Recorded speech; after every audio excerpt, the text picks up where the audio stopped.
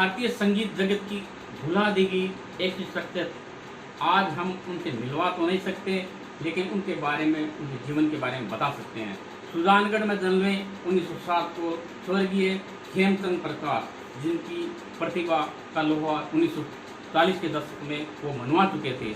उनकी मृत्यु 10 अगस्त 1950 को बम्बई में हुई थी। को अपना गुरु मानते थे।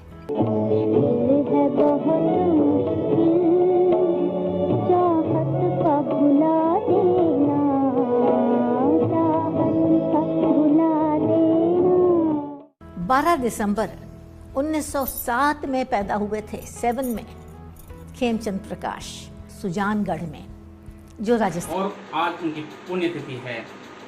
अपनी 42 वर्ष के जीवन में महान संगीतकार खेमचंद प्रकाश ने अपनी प्रतिभा के माध्यम से देश की स्वर कोकिला लता मंगेशकर की फिल्म महल, जो कि 1948 में रिलीज हुई थी, सुपरहिट गाना लता जी ने गाया, आएगा आने वाला। उसके बाद लता जी ने पीछे मुड़कर नहीं देखा। इस गाने का संगीत स्वर्गीय खेमचंद प्रकाश ने दिया था। संगीतकार नौशाद इनके शिष्य रहे हैं।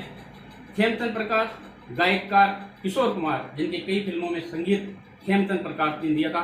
उन्होंने कुल 111 फिल्में में संगीत दिया, जिनमें जिद्दी, महल, सिंदूर, शहंशाह बाबर आदि फिल्में थी। और आज हम इस अवसर पर उनके द्वैत अंतर्राष्ट्रीय कथक नर्तक राजकुमार जबड़ा से बातचीत करते हैं। देखिए, आइए। नमस्कार जी, अस्सलाम वालेकुम। मैं संगीतकार दिलीप सेन, और आज आप सबको बताते हुए बड़ी खुशी हो रही है कि हम सबके परम पूज्य स्वर्गीय श्री संगीत सम्राट खेमचंद प्रकाश जी की पुण्यतिथि है। जी हाँ, खेमचंद प्रकाश जी हमारे सुजानगढ़ के आन बान शान, और रिश्ते में वो मेरे बड़े अब्बा यानी बाबूजी लागता, राजस्थानी में बोलते हैं, मेरे पिताजी के बड़े भाई। और फिल्म जगत में जो उन्होंने मुकाम पाया वो आज तक किसी भी संगीतकार ने नहीं पाया है। लता मंगेशकर जी आज भी उन्हीं की वजह से पहचानी जाती है, और पूरे विश्व में उनका वो गाना आज भी प्रसिद्ध है, आएगा आएगा आएगा आने वाला आएगा। जी हाँ, महल पिक्चर का ये गाना था। और खेमचंद प्रकाश जी हमारे सुजानगढ़ के ऐसे पहले व्यक्ति थे जिन्होंने मुंबई शहर में आके फिल्म इंडस्ट्री में एक अलग मुकाम बनाया। और उसके बाद मेरे पिताजी यानी स्वर्गीय जमाल सेन जी, फिर मेरे बड़े भाई साहब शंभू सेन जी, ये भी संगीतकार थे, और उन्होंने भी अपनी एक अलग पहचान बनाई। उसके बाद में हम चाचा भतीजा संगीतकार दिलीप सेन, समीर सेन, और मेरा भतीजा ललित सेन, फिर मेरा पोता सोहेल सेन, और भी मेरे भतीजे गुणवंत सेन जी हैं, धीरज सेन जी हैं, गिरी सेन जी हैं। तो कहने का मतलब मेरा यह है कि आज सुजानगढ़ के जो हम लोग हैं, फिल्मी जगत में हमारा एक अलग मुकाम हम लोगों ने बनाने की कोशिश की, वो सब आप लोगों के प्यार और आशीर्वाद से।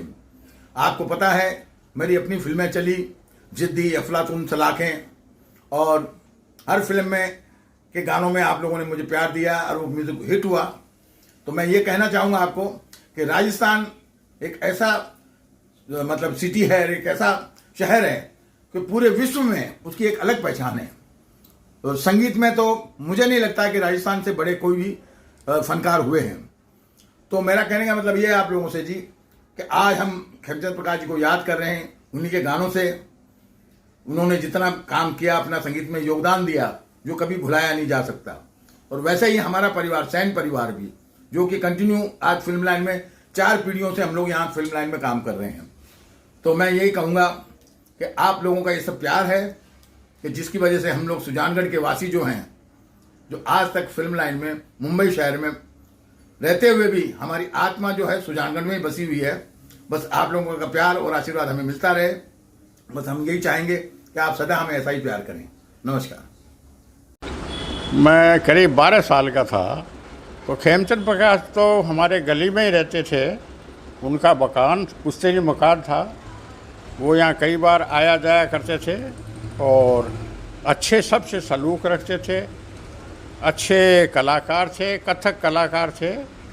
और वो एक बाल कलाकार, मुझे उसका नाम आज भी याद है, मदन था, उसे वो सिखाया करते थे। उस पर विशेष स्नेह था उनका। और एक हवेली अपनी बेटी के लिए भी उन्होंने बनवाई थी, जो दुर्भाग्यवश टूट टाट करके दूसरी जगह बना ली, उसको तोड़ दिया। और सबसे बड़ा स्नेह रखते थे। लता मंगेशकर जी का भी वो मार्गदर्शक थे। फिल्म महल में उन्होंने म्यूजिक भी दिया था, और मुझे आज भी याद है उनका ये गाना, आएगा आएगा आने वाला। तो वो गाना बड़ा प्रसिद्धि लेकर अपने ऊंचाई पर पहुंचा था। बहुत अच्छा गाना था। लता जी के स्वर में जो वो गाया गया, और इनके मार्गदर्शन में इनके किस तरह आप उसमें 12 वर्ष के थे, किस तरह की हरकत, किस तरह के डांस देखे थे मुझे? प्रायता दिन था, ये जो कथक टाइप होते हैं वो ज़्यादातर करा करते थे, सिखाते थे वो। लेकिन विशेष ने मदन नाम के एक बाल कलाकार पे था। हमारे बीच में है प्रसिद्ध हिंदुस्तान के कथक नृत्य गुरु के रूप में जाने जाते हैं राजकुमार जबड़ा, जिनकी जो पैदाइश है सुजानगढ़ के पास के गांव थलड़ा से हैं, वो हमारे बीच में हैं। और उनके नाना जी, जो कि प्रख्यात संगीतकार खेमचंद प्रकाश के नाम से जाने जाते हैं, इनके नाना है। और पूरा परिवार कथक के प्रति समर्पित है। पूरे देश में, हिंदुस्तान में, वर्ल्ड में कथक का नाम रोशन करने वाले सुजानगढ़ के कलाकार यहाँ पे काफ़ी है, जिनमें हैं राजकुमार जबड़ा। हम उनसे बातचीत करेंगे। सर, आप पधारे हैं सुजानगढ़, आप सुजानगढ़ के बारे में क्या बताना चाहेंगे? पहली बात तो मेरी जन्मस्थली है, और भाग्यशाली हूँ कि मैं ऐसे घराने में, ऐसे ख़ानदान में मेरी पैदाइश हुई, मेरा जन्म हुआ।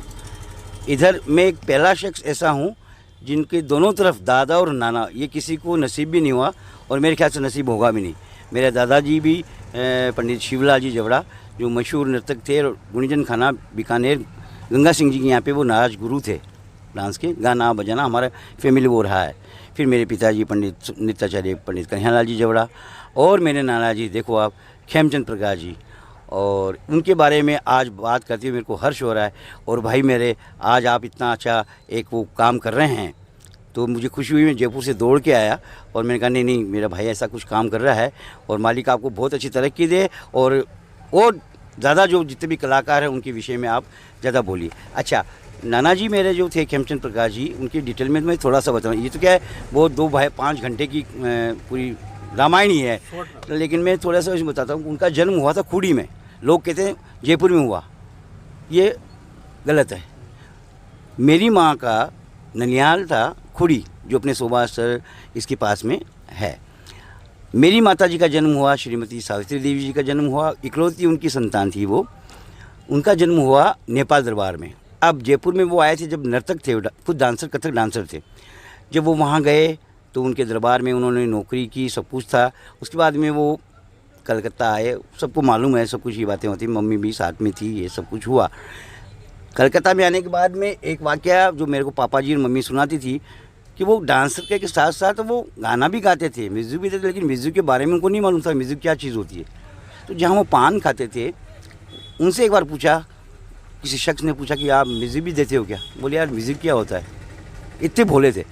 तो पान वाले से पूछा, कह रहे भाई ये म्यूज़िक क्या होता है? अरे यार, बोले गुरुजी आप तो गाना भी गाते हो, डांस भी करते हो, और सब कुछ है, तो म्यूज़िक का नहीं? बोले नहीं। बोले जो गाने के बीच में जो जगह छोड़ी होती है वो म्यूज़िक। अरे बोले इतनी सी बात समझ में नहीं, कर ही लो। फिर वो बंदे वापस आए, और पहला गाना कलकत्ता में उनका रिकॉर्ड हुआ, जो आकाशवाणी पहले वो लाइव चलता था, दुख के दिन बीतत नहीं। पृथ्वीराज कपूर साहब ने सुना, फिर वो बॉम्बे ले गए, 30 रुपये महीने में उनको वहाँ पृथ्वीराज स्टोरी में, जो भी है ये कथा सब मालूम सब लोगों को। तो वहाँ पे फिर उन्होंने 111 फिल्में बनाई, जिद्दी, सिंदूर, तानसेन, राजा भरतरी, बदनाम, और लास्ट में महल, और भी फिल्में थी। पापा की शादी होने के बाद में वो पापा थोड़े दिन के लिए बॉम्बे चले गए, तो माशाल्लाह वो भी थोड़ी खाते पीते घर के से, डांस गाना उनका भी वो ब्लड में था। तो बोले आप डांस करते हो तो आप कंवर साहब एक फ़िल्म में गाना कर लो।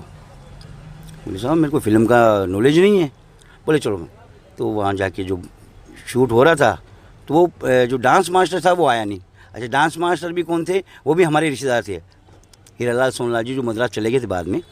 तो नाना जी ने कहा कि बोले क्या हुआ, बोले गुरुजी आज तो डांस मास्टर जी नहीं है। बोले क्या जी एक गाना करना है, उसमें हेलन उनके साथ में ड्यूट में थी। तो नाना जी का मैं ही कोरियोग्राफ कर देता हूँ। तो कोरियोग्राफ नाना जी ने किया और डांस हुआ। तो वो सब चीज़ के धनी थे। कंपोज करना मतलब कभी भी उन्होंने रिहर्सल नहीं की, ऑन द स्पॉट स्टूडियो में जाना और रिकॉर्ड करना। लताबाई, किशोर कुमार, नौशाद जी, जमाल सेन जी तो मेरी माँ के लिए उन्होंने मतलब इतनी माँ को ऐसे, क्यों मेरी माँ को ऐसे पाला है। बताते हैं यहाँ पे सुजानगढ़ में भी शादी हुई तो 7 दिन तक तो बारात को जाने नहीं दी उन्होंने।